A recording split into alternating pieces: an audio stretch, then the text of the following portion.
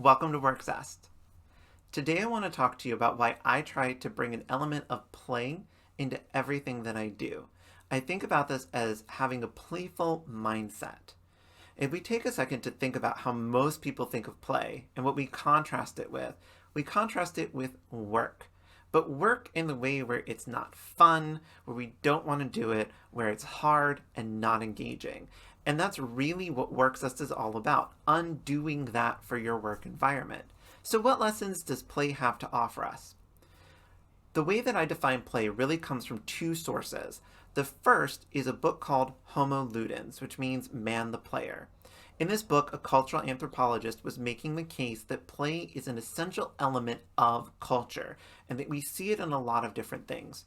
But what I like about his definition is that he defines play as being separate from everyday life, freely chosen, which means high in autonomy, people feel like they're in charge when they're doing it, and high in intrinsic motivation, that people do it for reasons that are valuable in and of themselves and not for external rewards. The last bit I also think is very important. He says play is highly ordered. And I know most people don't think of play as being that way, but there are very clear rules, very clear expectations about how you're supposed to behave, and immediate feedback on your performance. All of those things are how work should be. We need to separate it from our everyday life. We need to do performance management so people are getting immediate feedback on their progression towards clear goals.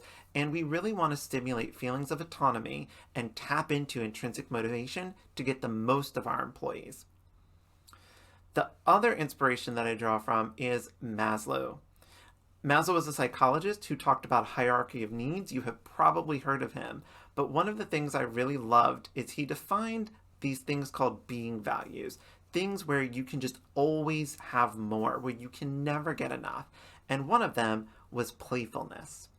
And what I love about him picking this as a being value is he described it in contrast to something that's really important.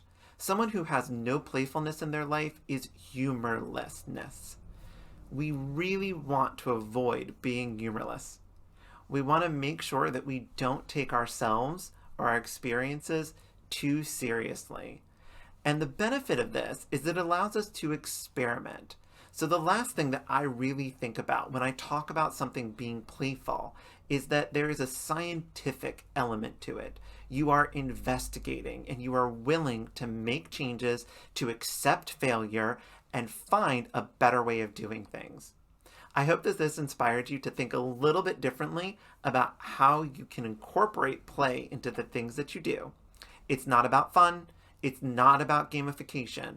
It's about autonomy, intrinsic motivation, clear feedback, and most importantly, not being humorless about how you do things.